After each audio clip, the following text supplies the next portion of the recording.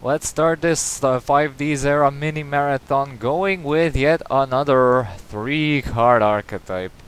We're talking about the so-called Burning Skull archetype used by Mukuro Enjo in 5Ds, and yes, another 3-card archetype because, again, Mukuro Enjo is a one-side, one-shot villain.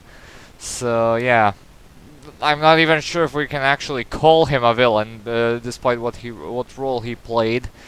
Anyway, yeah, they're basically fire zombies, representing, of course, that rad biker spirit. So let's get on to their first monster, the level 3 Burning Skullhead.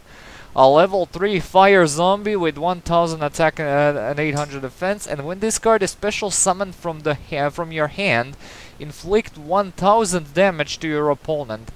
You can remove from play this face-up card you control to return one removed from play Skull Flame to its owner's graveyard.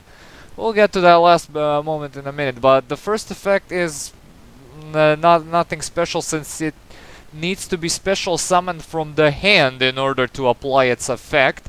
The only, so to call it, synergy it has with zombies, your Skull Conductor can use this thing to basically spit out two of them, and give the opponent a 2000 burn to the face, and then maybe enable a rank 3 play. Yeah, no.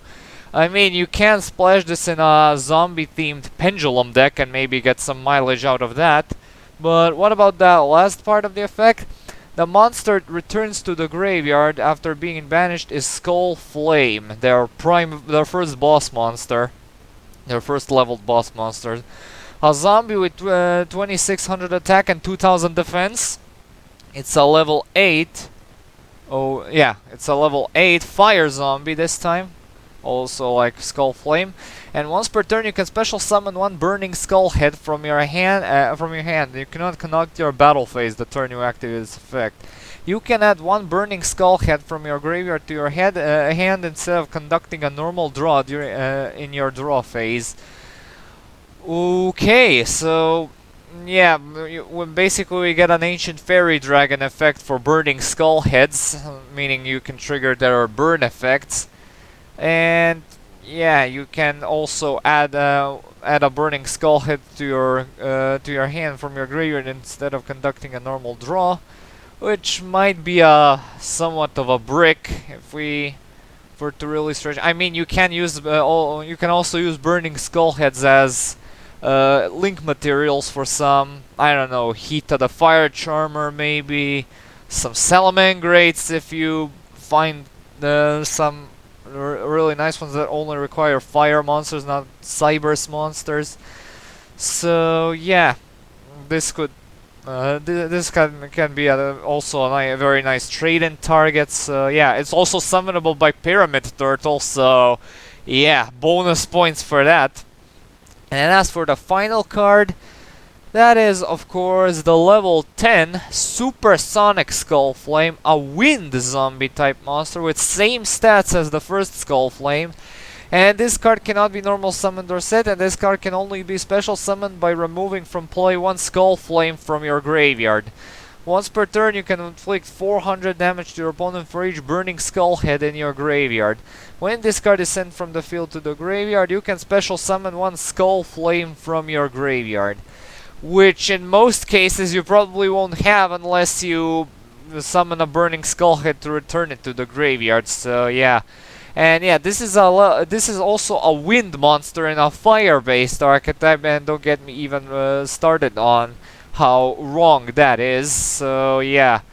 What this thing is supposed to be is a very, very bad boss monster, very bad evolved boss monster, but the burn damage is extremely minuscule, and just keeping the regular Skull Flame along with recycling Burning Skull Heads lends you a better result than summoning this guy. Okay, time for the grades. Now, as for consistency, Burning Skull Heads are extremely searchable, like UFO Turtle can search it out.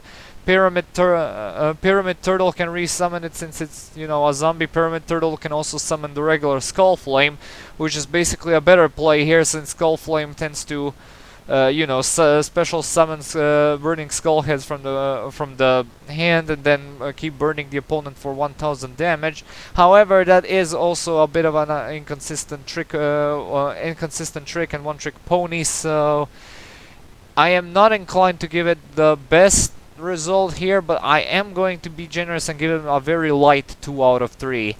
Power is usually dependent on Skull Flame or Supersonic Skull Flame. Skull Flame is usually ran at 2 max, so yeah, the power output is not going to be as high as you think, so 1 out of 3 there.